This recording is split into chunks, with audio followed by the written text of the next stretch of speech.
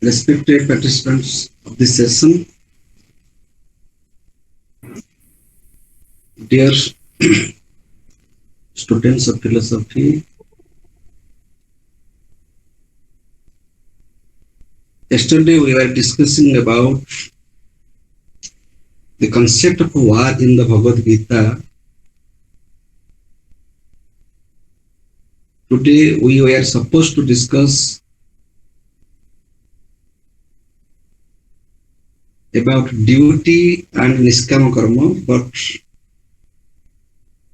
I decided to continue this talk because I thought that I have left some points which you should know. So we can extend one day more. So our 4 days program will be extended to one day more.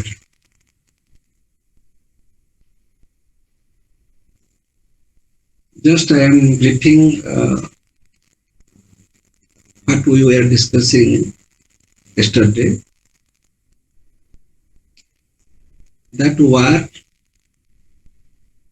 is not our choice. War is an existential necessity.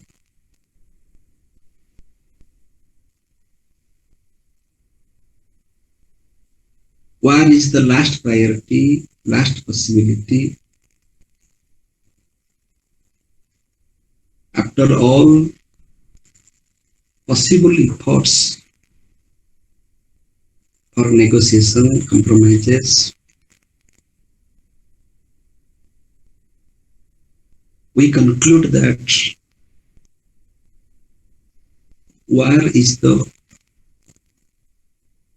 only possibility, because there is no other way.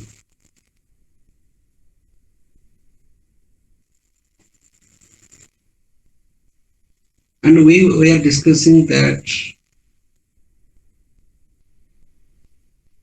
war in the battlefield, war that takes place on the border, that is symbolic of the war of our practical life. Every moment of our life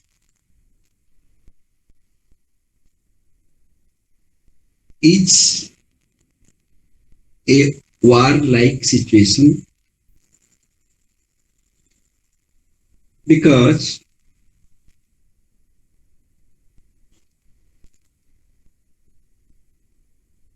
as human beings,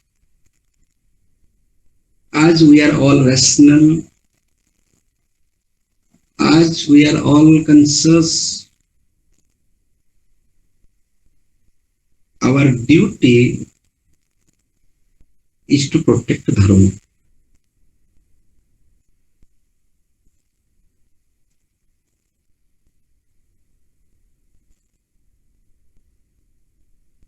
Because without protecting dharma, we cannot exist. We exist because everything is in order. There is order in our biological existence, therefore we exist. There is order in our psychological existence, therefore we exist normally, not abnormally. If we are not psychologically fit, then we shall move on the street like mad people. So psychologically we are all sound, so that is also our existence. Because there is order in our psychological existence. Similarly, there is order in our spiritual existence. So order is the principle of existence. Order is life, disorder is death. So we have to be orderly. We have to follow that order.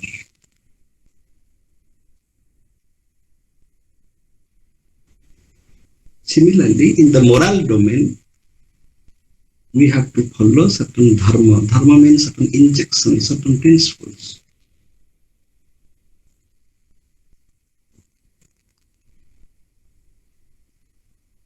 Many times I have told that dharma is the first principle. Dharma is the root. Discipline is the root. Order is the root. Even the creator of that order, even the creator of all rules comes under the rule, comes under dharma.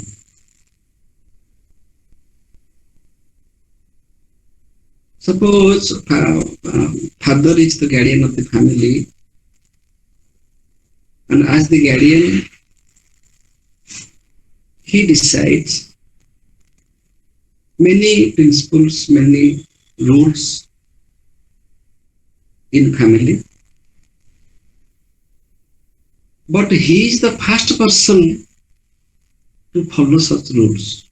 Otherwise, children will not obey.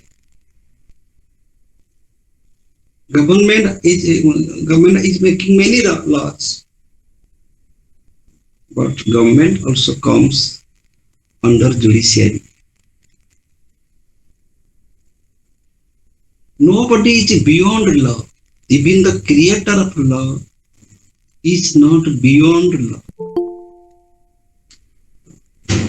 Similarly, we say religiously we claim that God is the creator of the cosmic order, or God is the creator of dharma.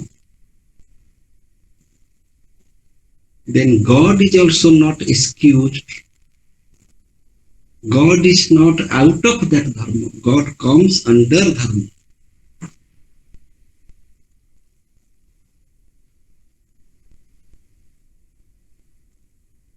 So, it is not human duty. It is even the duty of a God. Every creature is bound to protect dharma. Because if dharma is not protected, if the dharma is not protected, the identity of a substance will not be there. Suppose we say Vastu Dharma, Jaiva Dharma, Manava Dharma, Vastu Dharma.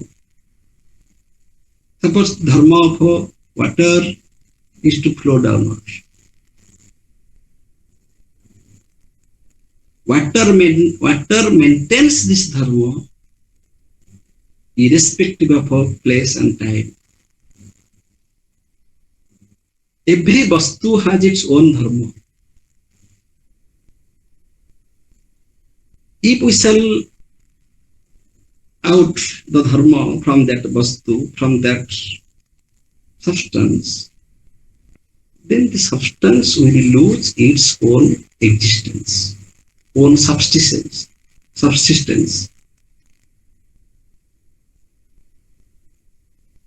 Jaiva dharma, dharma of jiva.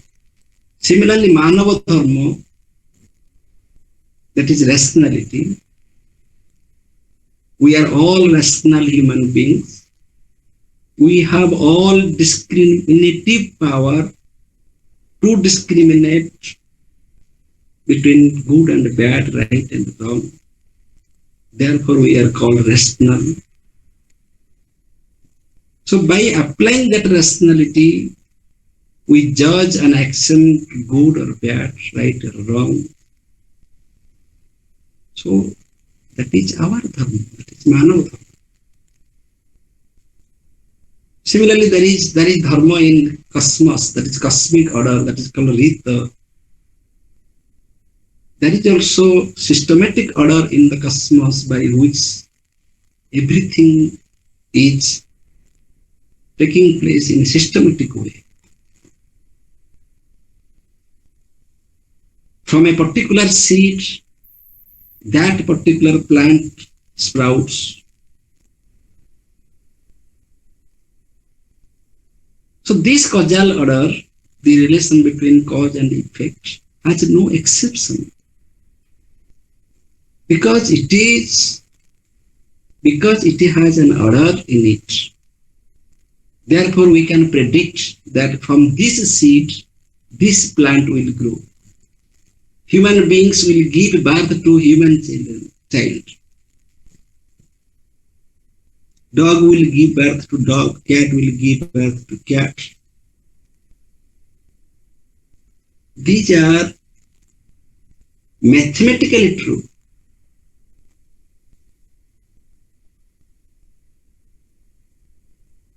Order is not maintained according to our whimsical wishes. Though we wish or not, though we like or not, though we prefer or not, order is not maintained in that way. We have to follow the order, irrespective of our choices. And it is our prime duty to protect that dharma, to protect that order, and not to go against or do anything against this order.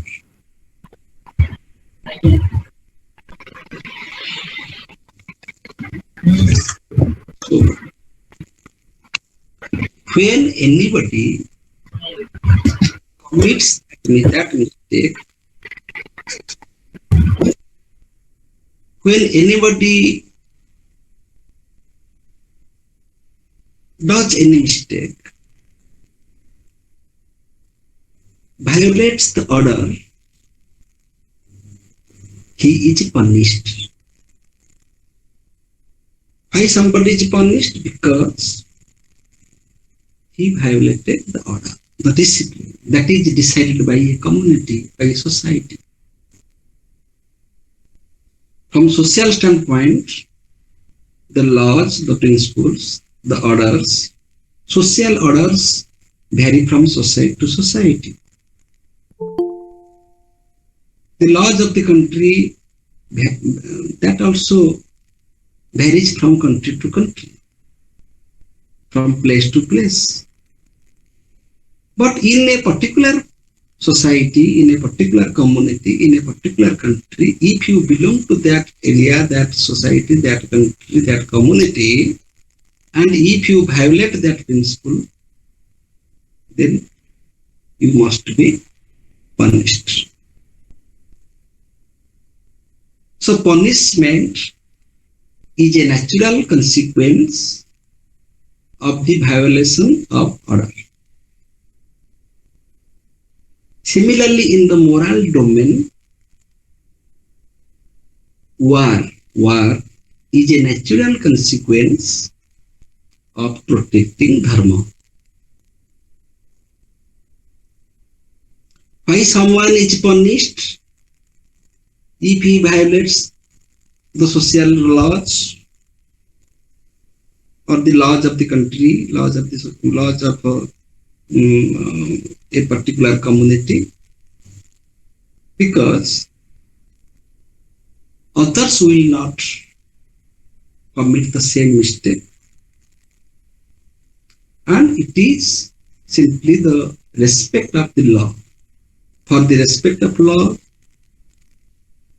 the person who violates the law is punished, and it is an example for others that they will not commit the same mistake. Similarly, in the moral domain, when we discuss about the protection of dharma, if anybody does adharma, then war is a must. Yes, we can make counsel, we can advise, we can try to make him understand 100 times. But war is the last possibility, because if there will be no war, war means an attempt. War means an attempt to protect dharma. It is an attitude. It is an attitude. If we see injustice, if we see adharma, we cannot tolerate it, because we are habituated with dharma. We are established with dharma. We like dharma. Therefore, we cannot tolerate adharma. And we do not know, we do not want to give any scope for adharma. That adharma will be established in the society, and our generation will be destroyed. Our children will be destroyed, will go astray. So in order to make the society in order to protect dharma, we should have the attitude of protecting. That attitude of protecting is a rational attitude. It is a rational attitude. If I claim that I am a gentleman or I am a righteous person, it does not mean that I always do right things or right actions, good actions. Therefore, I am moral or I am righteous. Yes, in one sense, I may be called righteous or I am a good person because I am doing good work. Such gentlemen are 90% in our society. We call them good people, good men, because they do good. By mere doing good actions, one is not a good person. It is a partial judgment. Goodness is not only confined to doing good action. Yes, you are doing good action, that's all right. But if you are tolerating injustice, you are not protecting justice, you are not protesting against injustice, and you are remaining. This is the nature of intellectuals in the present society. They are silent. They are silent, and they claim that they are silent because they are gentle. जो कादुओ को जीविनी की गोड़ धोइबिनी बड़ बड़ city मानक तो पड़ोसी घर किसी नहीं. There is no neighborhood.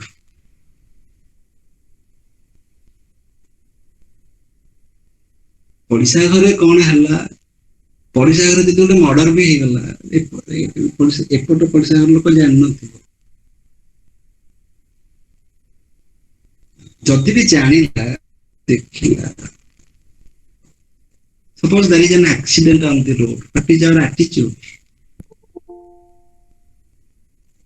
Of course, there are some problems, technical problems. We shall be put in trouble. But what should be our attitude? We just escape because we do not want to put ourselves in trouble.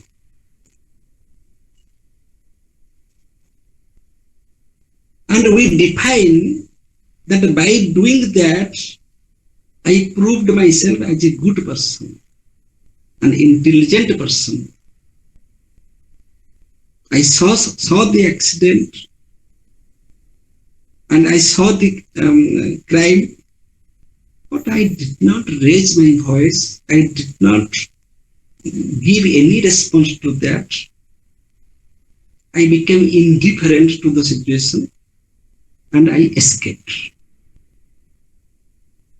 This is not goodness in the true sense of the term goodness. So it is very difficult to be good or to have the certificate of goodness, that I am a good man, I am a gentleman.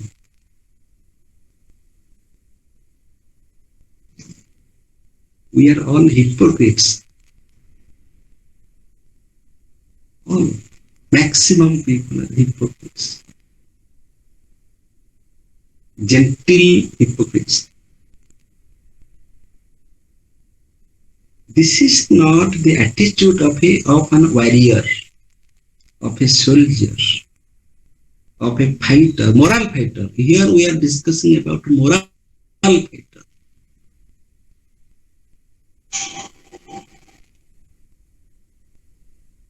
So somebody is called an warrior by attitude. And that attitude is the psychological attitude, not the physical attitude. That somebody is physically fit, 6 feet high. No, that is not the real qualification of an warrior in Bhagavat Gita.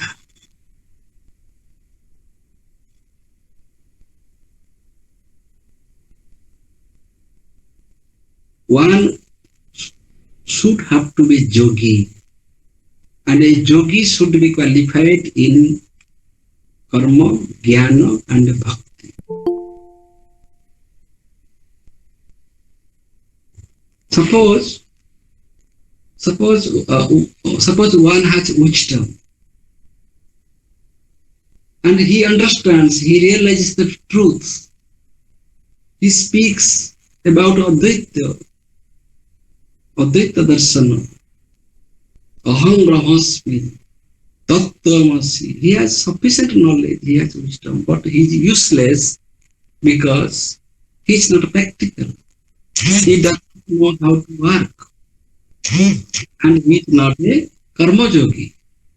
And he has no emotion. He has no bhakti. He has no sense of empathy. He has no sense of love, sacrifice. He does not know how to sacrifice. Then that man is not a complete personality. And that man is not an warrior. And he is not fit for any war. Neither in family, nor in society, nor on the border. If a soldier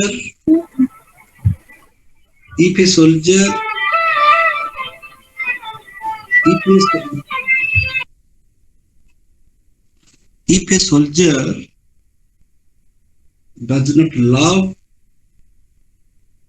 the country, he has no sentiment for the country, he is not a true soldier.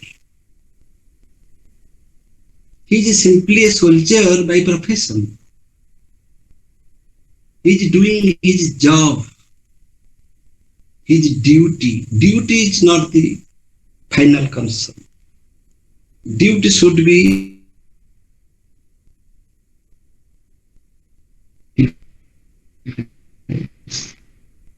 sentiments, empathy, fellow feeling.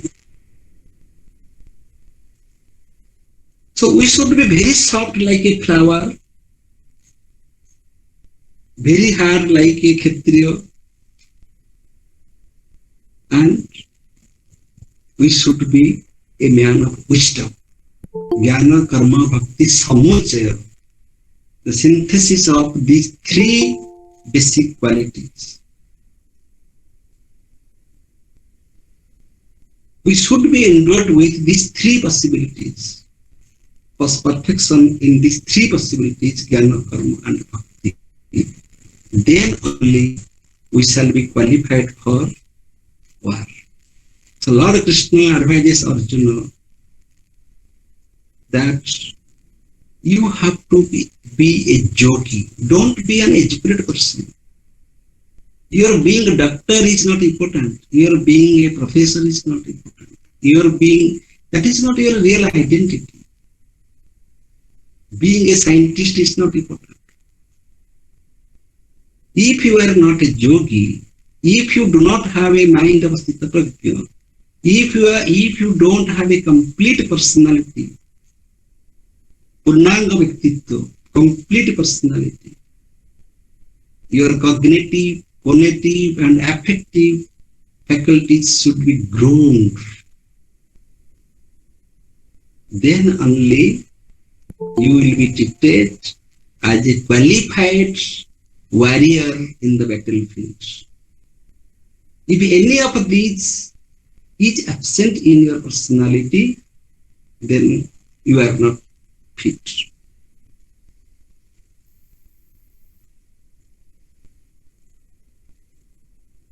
Therefore, this war in the battlefield,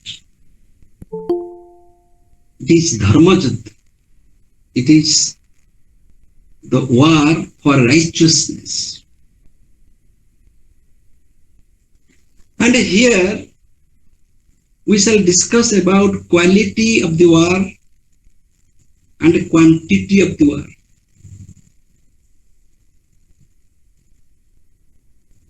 About quantity we shall discuss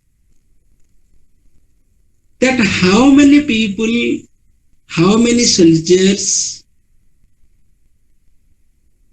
are required to win the battle. Generally we think more the soldiers, more the success. If we have more soldiers, then there is chance that we must win. But in dharma yuddha, but in the war of righteousness, this is not the conception.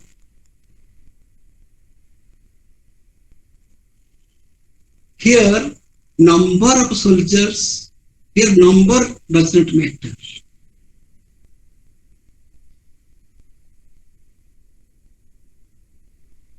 Pandavas were less in the number, Kauravas were more in number. So at the outset, everybody will claim, everybody will say, a common man will say that Kauravas will win the battle because they are more in number. Quantitatively, their numbers are more. But in dharma yuddha, this is not a matter. Here, and this dharma is democratic by nature. Democratic by nature. Truth is not established by democratic way. If many people will claim that this is truth, that does not mean that it is truth. Truth is truth if nobody is nobody claims that to be true. ତିନି ତୁଣ୍ଡ ଛେଳି କୁକୁର ବୋଲି ଗୋଟେ କଥାରେ କୁହାଯାଏ, ତିନି ତୁଣ୍ଡ ଛେଳି କୁକୁର. That principle is not applied here. How many people support this view? That does not matter. If a single person speaks the truth is established. If truth is established, even nobody supports it.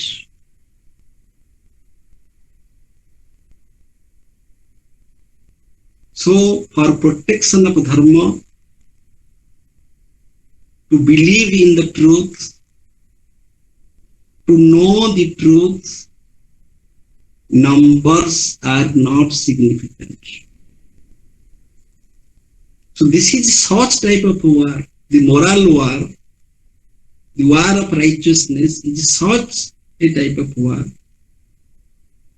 where we do not need more numbers. Is it not a message to our life?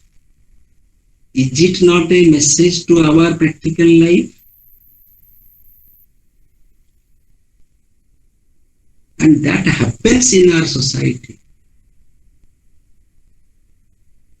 Mahatma Gandhi is one person.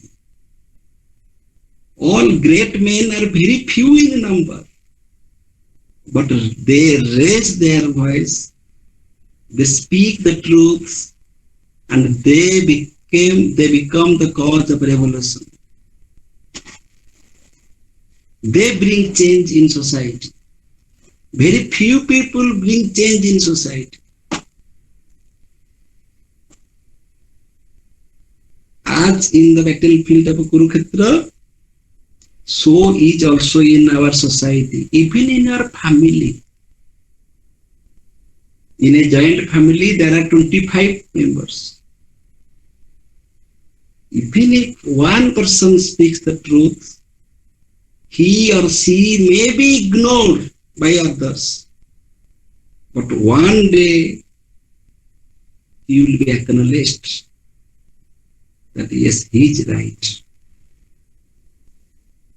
So to establish truth, we should not and we do not depend upon numbers.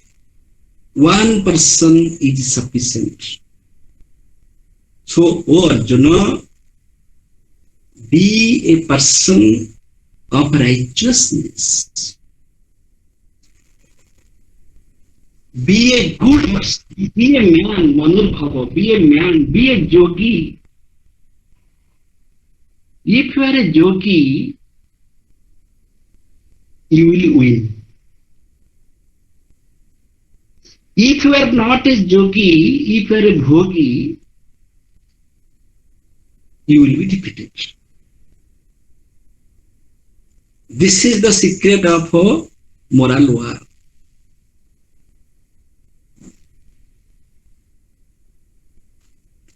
Even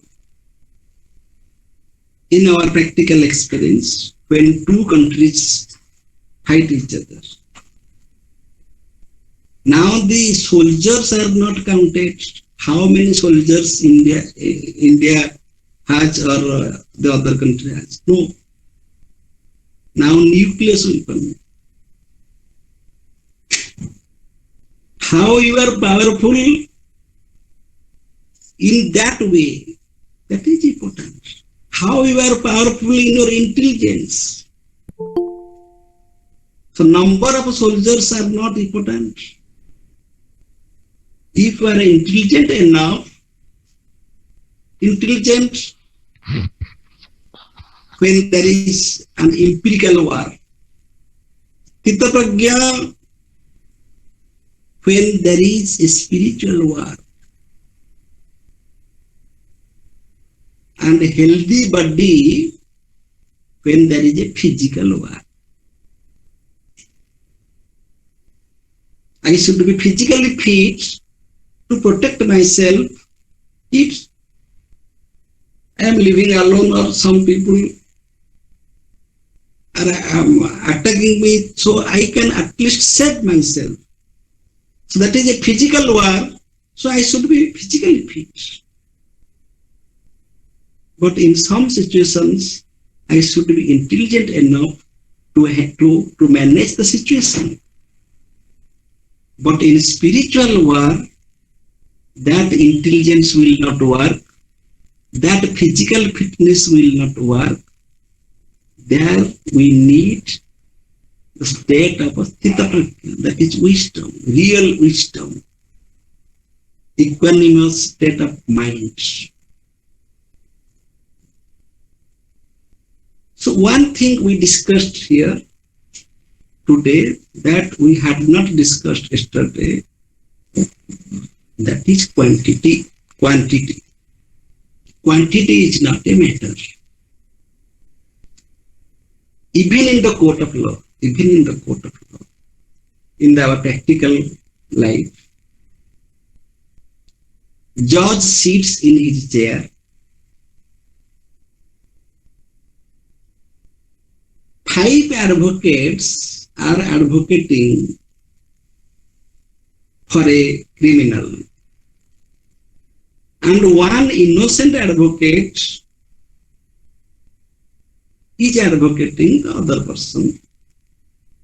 Judge will not go by the numbers of the advocates. Judge will go through the principle. What is the evidence? Judge will go through the evidence. So number is not matter. Principle of righteousness matters in Dharma Yuddha. So this is quantity. What is the quality of a war? Only the righteous persons, those who are qualitative people, those who have quality, they will win the battle. It is not that war is uncertain. We do not know who will win. It is not Dharma Yuddha. In Dharma Yuddha, we don't predict. We are certain. We give guarantee that if you are a righteous person, you will win. This type of Dharma Yuddha varies from the logical war. Logical war means in the court of law, many times we see by the exercise of logic and for lack of evidence, many criminals go free or innocent people are punished. But this is not Dharma Yuddha. That means the decision of the court of law is uncertain. We cannot give guarantee about the decision of a judiciary court, because that is the exercise of rationality. That is a logical fighting. But in spiritual fighting, in the spiritual war, in Dharma Yuddha, there is no doubt of winning and defeating. It is quite sure. Everybody knows. It is ascertained that person who is righteous, who has protected Dharma, who has not committed the mistake, must win the battle.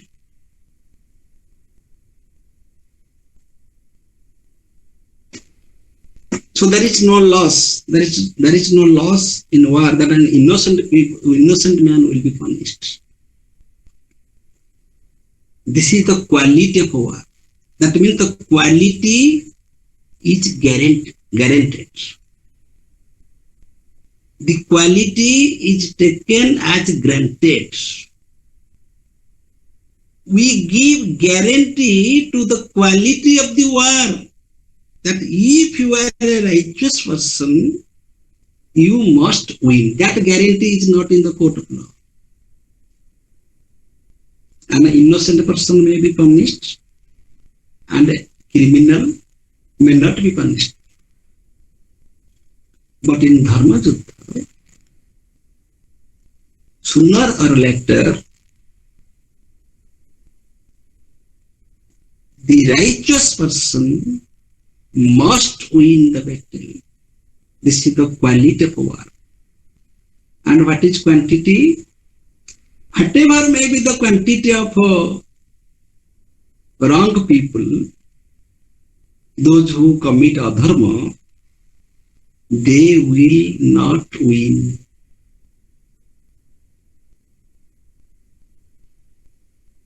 That quantity does not, it is meaningless, it is insignificant.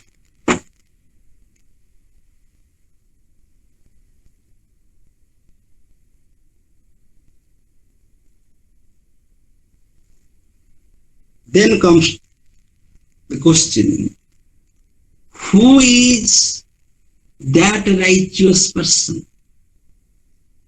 Who is that righteous person? The person who does not harm anybody, who is not the cause of anybody's suffering, who does not possess more, who does not want to possess the properties of others, who has no greed, who has no infatuation, who has no animosity. That person is a righteous person. If I am a greedy man, then I shall try to possess the properties of others.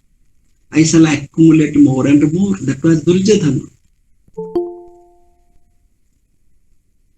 That I shall acquire more and more, and they will have nothing. This is the attitude. This was the attitude of Duryodhana.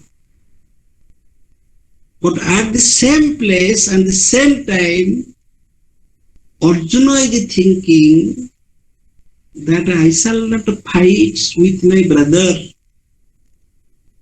for this kingdom. I don't want Hastinapur at the cost of bloodshed. Look at the mindset. That may be the foolishness of Arjuna, but from this perspective, we can discuss that one brother is claiming that I shall not give anything without war, and I shall possess everything. I shall be the owner of the entire kingdom, and they will be landless. At the same time and the same place, another brother is thinking that why should I fight for this land, for this kingdom?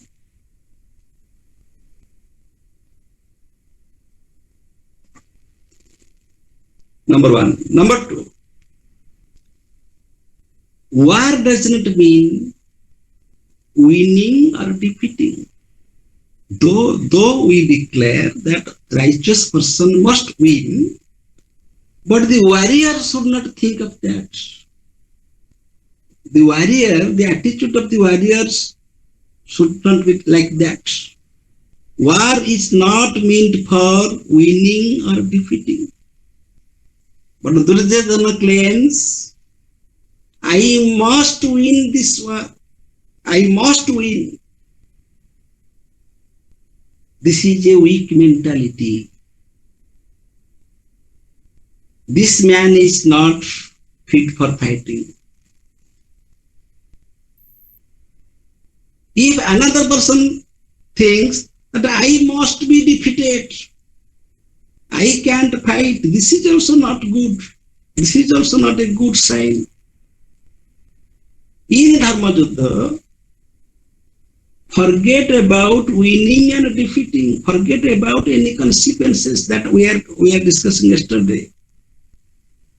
Before war, think of the consequences 100 times. In war, there is no concern for consequences. And after war, accept the consequences. Whatever is the consequences, you have to accept. So an warrior should have these three attitudes before going to war, in war, and after war. Death is a big question before war. Death is a big question before war. Death is a big question before war. That is, many people will die, many people will die. Innocent people will die. So there should not be any war. That is a big question. But once you are in the battlefield and war started, death is not a question. Death is not a question. I may be killed, or I may kill so many people in the course of war, So here death is not a question. And after war, we have to accept the death as the natural consequence. If my son is killed or my brother is killed in the battlefield, I should not feel frustrated. I should accept that death. These three attitudes. Before war, one should be very much sensitive for death. That death should not be there. Nobody should die. Nobody should die unnecessarily. War is not a good thing. War it's not good at all. But once war started, death is not a question. There is no concern of any consequences. We should focus on war. There I am a warrior. And after war, whatever has happened, we have to accept it.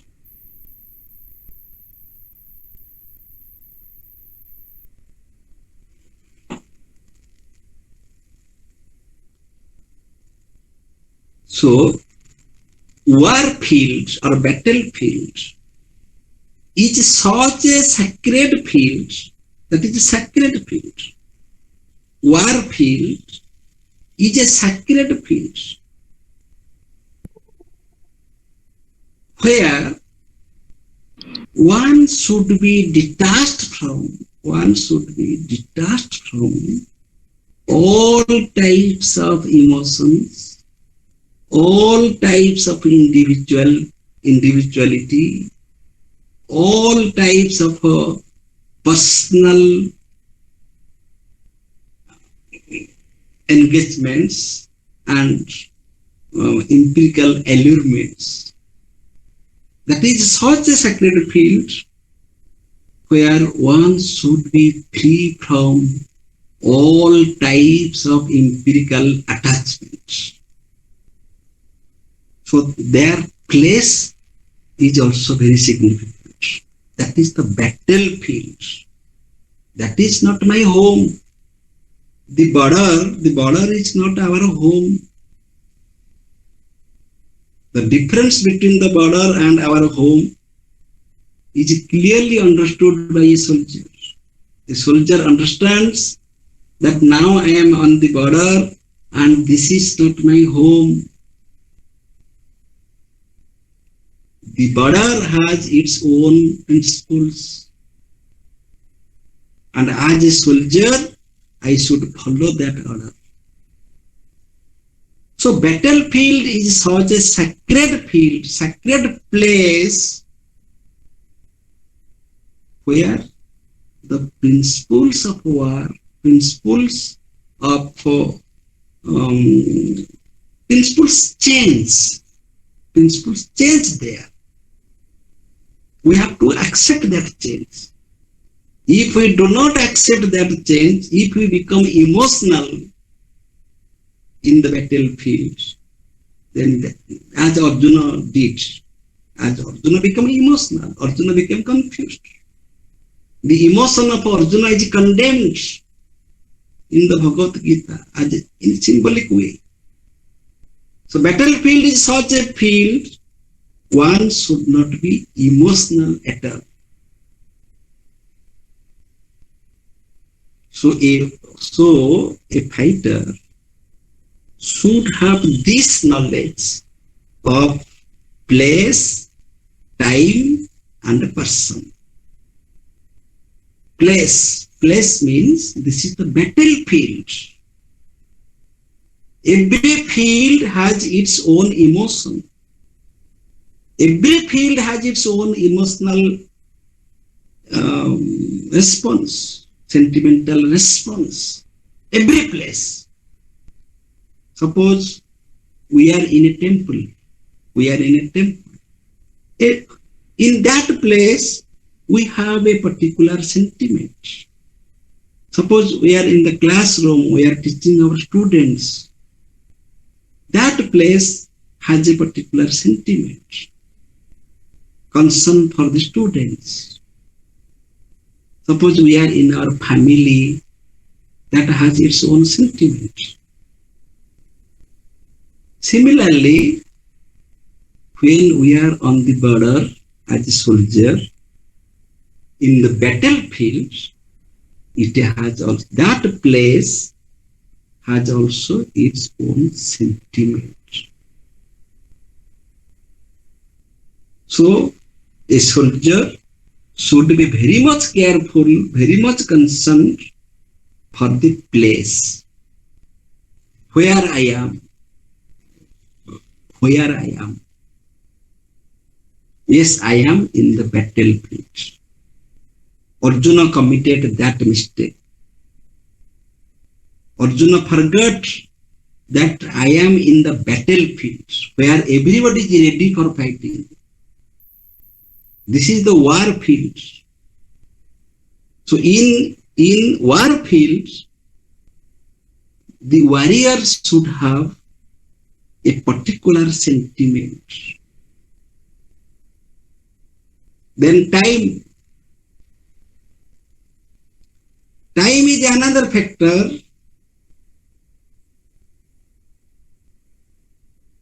Suppose it is declared that there will be fighting between two parties only in the daytime. There is no fighting in the night. In the evening, war is closed. War is declared closed. So in between morning and evening, there will be war. Suppose one will attack in the night, that goes against the war ethics. So war is also ethical. Every war has its own ethics. So here time is a factor. If there is a specific time for war, one should not fight going beyond that time. So it is time oriented. War is time oriented. If suppose, what is war? We define war. It is for the protection of a dharma. So if war means protection of a dharma, but war is meant for protection of a dharma, the very war should be according to dharma. So that dharma, one of the principle is time consumption. That only in the daytime there will be war. There are so many ethical points. One is time, that in the night there will be no war at all. Another thing is that there will there will be fighting between two parties, one to one. One to one means one person will fight with one person. This war has an order. This war is systematic. The war is a rational activity. It is not irrational. It is a rational activity. And it is ethical by nature. There is not, that is, it is moral. It is because it is for the protection of a dharma, for the protection of a morality. So the very procedure is also moral. That one man will fight with one man, one to one. One man will not be killed by many, as it is done in Mahabharata. That is the mistake. It should not be. It goes against war ethics. One man will fight with one man. This is war ethics. If one becomes weaponless, he has no weapon in his hand, then nobody will kill him. That is not the sign of a hero. That is not the quality of a hero, because we were discussing about the quality of war. This is the quality of war. If anybody has become weaponless, he has no weapon at all, then he should not be killed by others. So, two persons will fight with equal weapons. Equal weapons. We have seen in the Mahabharata serial, the arrows exchange. One arrow goes from this side, another arrow comes from that side. One arrow to one arrow. Then if two arrows, then there are two arrows come from that side. 4, 4, 5, 5. Equal exchange, equal power. That is the quality of war.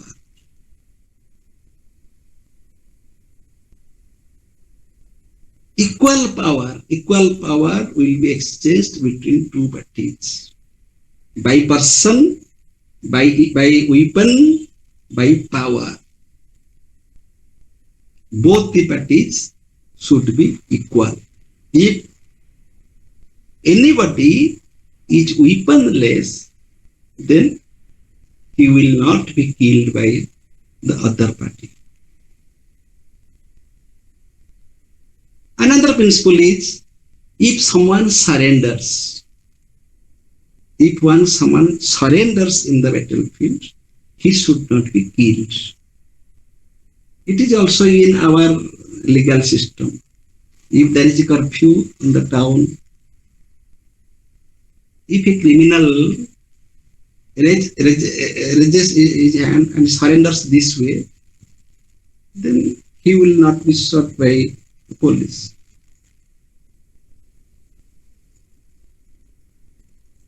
because that man surrenders. So if a soldier surrenders in the battlefield, then he should not be killed.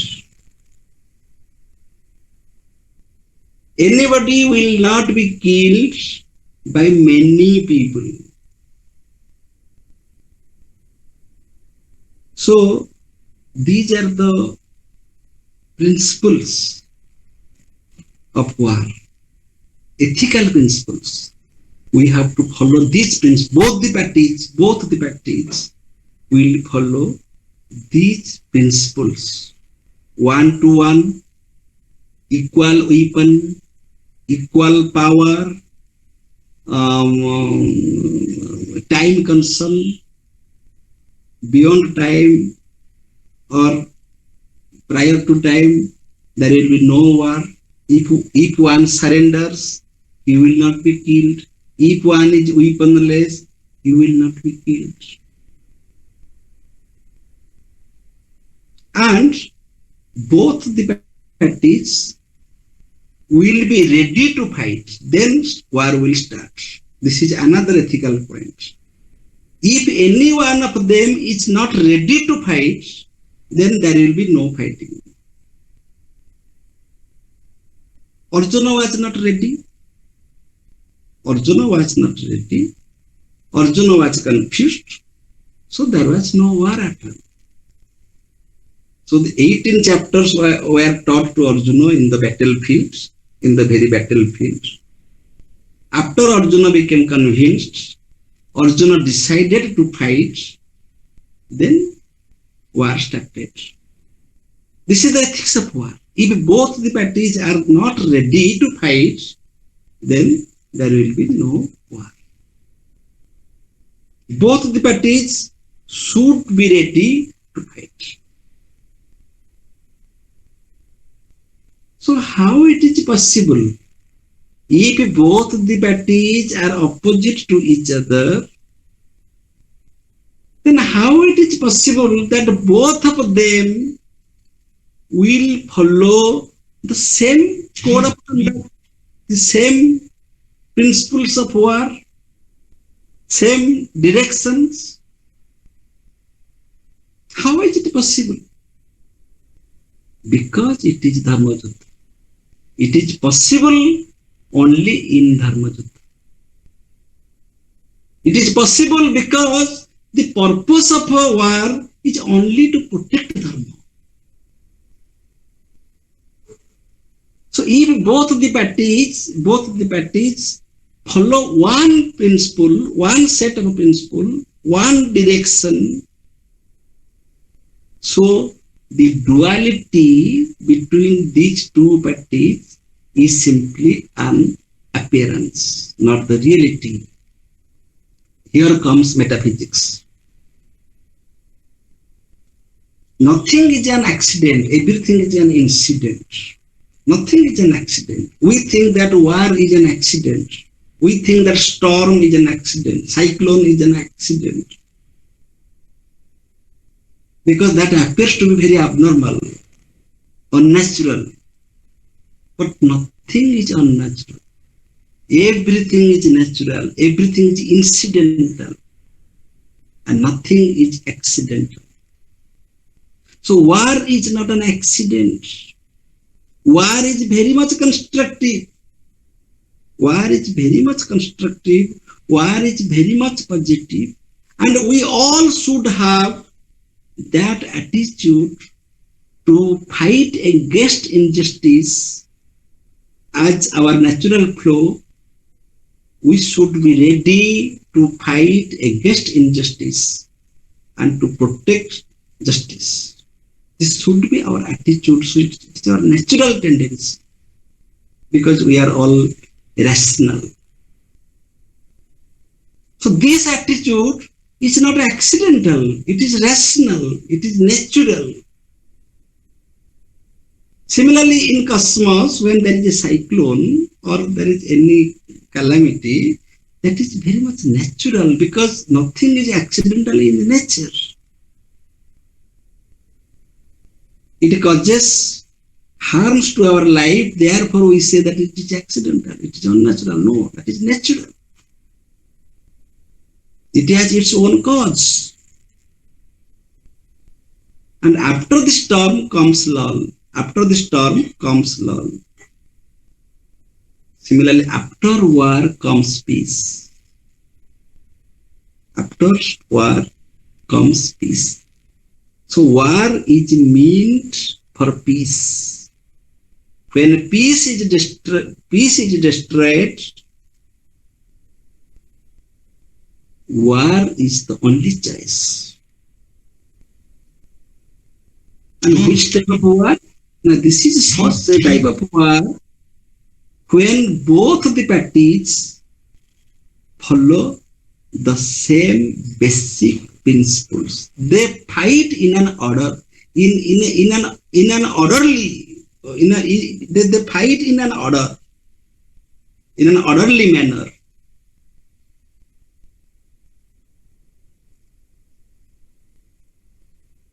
So the purpose of dharma, the purpose of war is to protect dharma.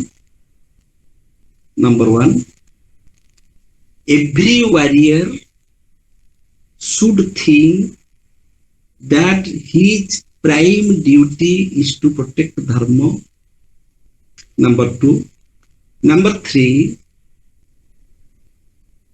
if dharma is to be established, then whoever means person. I had told about space and time. This is person. Whoever, anybody who does adharma, I shall fight against that to protect dharma. Even if my father does adharma, I shall fight against my father as I fight with my neighbor. How is it possible? It is possible only when we are established in steady wisdom. Steady wisdom means sthita prajna. Sthita prajna means the prajna is sthita, that is not fluctuated, that is sthira. If I understand the truth, then I should not be fluctuated. What is the truth I understand? I understand the truth that dharma should be protected. If I really understand this, then there is no question of a father, brother, wife, husband, child. No. Whoever commits mistake, whoever does adharma, as a moral warrior, as a righteous warrior, I should fight against that person only to protect dharma. So if protecting dharma is the goal, then there is no dichotomy between who is fighting with whom. I am repeating, if protecting dharma is the only goal, then it does not matter who is fighting with whom.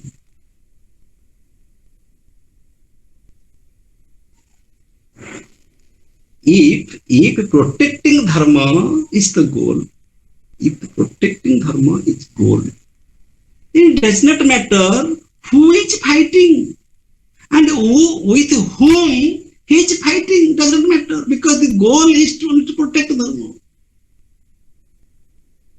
So I and you do not exist. We appear to exist in the battlefield. Vishwarupa, we are going to that. In the battlefield, it appears that both the parties stand opposite to each other and they are fighting. But who is fighting with whom? Nobody is fighting with the other. No one is fighting. There is no, the parties are not opposite to each other. Only there is an attempt to protect dharma.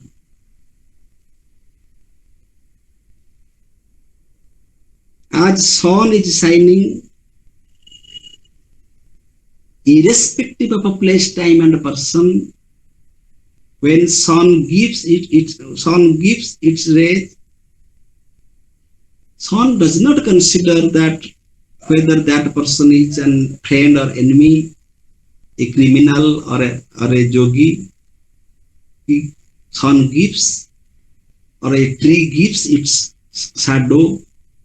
Water quenches the thirst, irrespective of the person, irrespective of the personality of a person, the virtue of a person. The water quenches the thirst and the food nourishes. Similarly, a warrior should fight in the battlefield only to protect dharma. So what is his vision? What he is seeing? What he is observing? He is, suppose Arjuna. What Arjuna should observe? Arjuna should not observe that he is Duryodhana, that he is Bhishma, he is Dronacharya. No, such things will not be visualized. Arjuna should simply see that this is dharma and this is adharma. I am fighting against adharma. Adharma will be visualized, not Duryodhana. Dharma, adharma. Dharma is fighting against adharma. What happens? What is the problem? In adharma, the maya of Duryodhana, the nama rupa of Duryodhana is superimposed. Because of my past memory of Duryodhana, that he was my brother, now I don't see adharma. I see my brother at the place of adharma. Therefore, I am emotionally disturbed. But a sthita prajna, a real soldier, a real warrior, should not be confused. Whose wisdom is sthita, whose wisdom is sthira, whose wisdom is constant. He will see only adharma. Yes, I am fighting against adharma. He will not see Duryodhana. He will not see son, brother, husband, wife, teacher.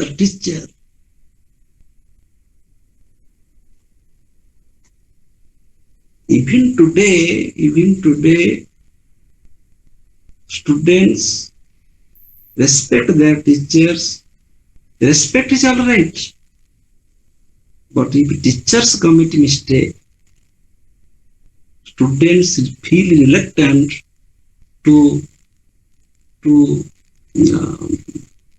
accept that my teacher is committing mistake, or they don't have any courage to speak that yes, you are my teacher, but you are committing this partiality, you are committing this mistake.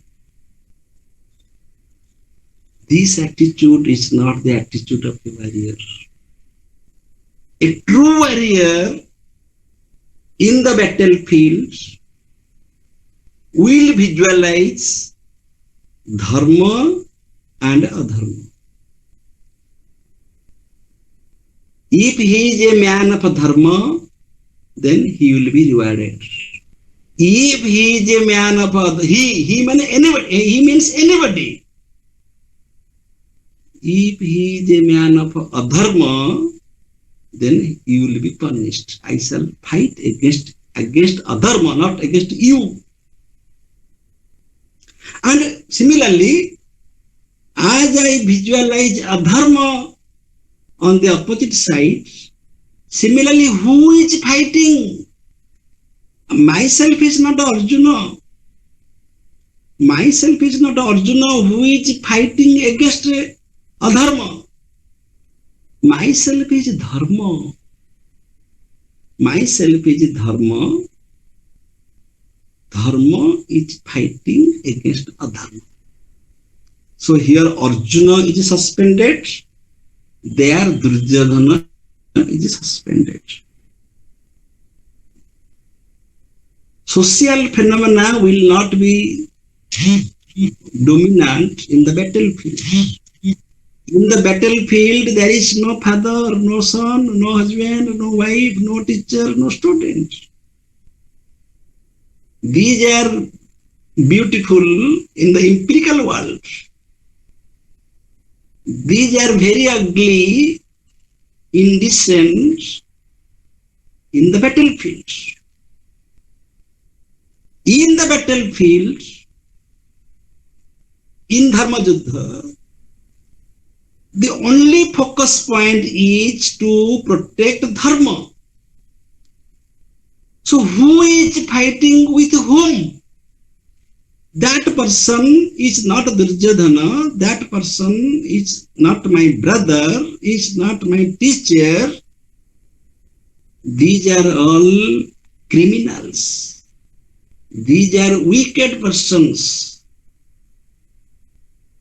These people have committed adharma. So I see only adharma. Similarly, who is fighting from this side? This man is also not Arjuna. This man is also not a brother. This man is also not a student. If I think that myself is a student, then I may have some problem. I may have a question. How can I fight with my teacher? So this man is also not Arjuna. This man is also not a brother, a teacher, a student, a teacher, anybody else. This man is dharma. So fighting is there, war is there between dharma and adharma. Therefore, if myself is not Arjuna, if myself is not a brother, a teacher, a student, then I am not the agent. I am not the agent. I don't have any agency. I don't have that karta bhava. Because I don't think that Arjuna is fighting against Duryodhana. India is in the cricket match. The batsman should not think I belong to India and the bowler belongs to Pakistan. No. I simply point to the ball, the direction of the ball, and I shall strike to the ball as the ball deserves. And I do not know the motion of a ball, the instant motion of a ball. I don't know. As the ball comes to me, I shall strike to it accordingly. Similarly, if I think that my goal is to protect dharma, dharma should be protected. Dharma rakhyati rakhitaha. Those who protect dharma, only they will be protected in the battlefield. Others will be defeated. This is the highest principle, even beyond the principle of divinity. God also come under this principle. Dharma rakhyati rakhitaha. If I am protecting dharma, if dharma should be protected, then who is fighting with whom? So that Karta Bhava is suspended in the battlefield. Actually, that happens on the border. We can't imagine what is the life of a soldier. When a soldier really fights, when war is declared, a soldier is fighting, naturally this becomes his spirit. He forgets his own identity. He does not think that he is Rama Sahu or Gopala Sutra. He simply, even he does not think that he is a soldier. Even he does not think that he is an Indian soldier. He simply thinks that that is the wrong side, this is the right side, and the right side is fighting against the wrong side. And at any moment, I may be killed. Any moment, I may be killed. This should be the attitude of an warrior, a fighter, even in our practical life, at every moment of our life. That man is called a virtuous man. That man is called a man of virtue. Otherwise, we have simply values. Some values we have, but we are not men of virtue. Man of virtue means all the time we are alert, we are conscious of protecting that dharma. Similarly, every moment is a warlike moment, because every moment there is a chance, there is a possibility to meet injustice, to confront injustice. So every moment we should be ready to fight against it. Otherwise, dharma will not be established. Dharma will not be protected. Why there is human crisis today? Why there is corona crisis today? Why there is different types of crisis today? It is only because of human beings, not because of any other creatures. If all the creatures will die, simply plants will be caught, human beings will survive only for few hours. If all the animals, all birds, all plants will be out, then human beings will live only for few hours. But if all human beings will extinct, will die, will be killed, then the nature will flourish better. So human beings will perish if non-human creatures will extinct. The nature will flourish if all human beings will extinct or will be killed or will die. So human beings are nature dependent. So it is the prime duty to protect our nature, to protect our Mother Earth, similarly to protect the moral order. So war here in the Bhagavad Gita is the war, is the concern for, is the protection of moral order. War for moral order.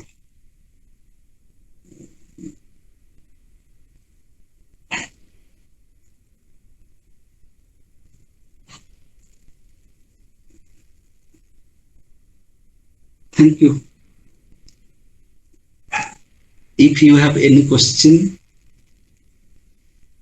you can unmute and ask me. One question was asked by a student. I'm forgetting name. Her question was, if protecting dharma is our principle, then it is quite impossible, because there is no such man who always protect dharma. So protecting dharma is an impossibility. It is not possible to protect dharma. This was her question. The answer is, we have to protect dharma. If we will not protect dharma, we will not be protected. Whether others acknowledge it or not, it does not matter. We have to go on the right path. We have to be righteous in our practical life, and we have to protect dharma. And those who do not protect dharma, they will be defeated sooner or later. So try your best to protect dharma. That is the only choice. Otherwise, you can't exist. You have no existence at all. You have life means be obliged to God that you at least you have life. Today you are alive, and you be obliged by protecting dharma. Thank you. If you have no question, no doubt, no clarification, then we shall stop here, and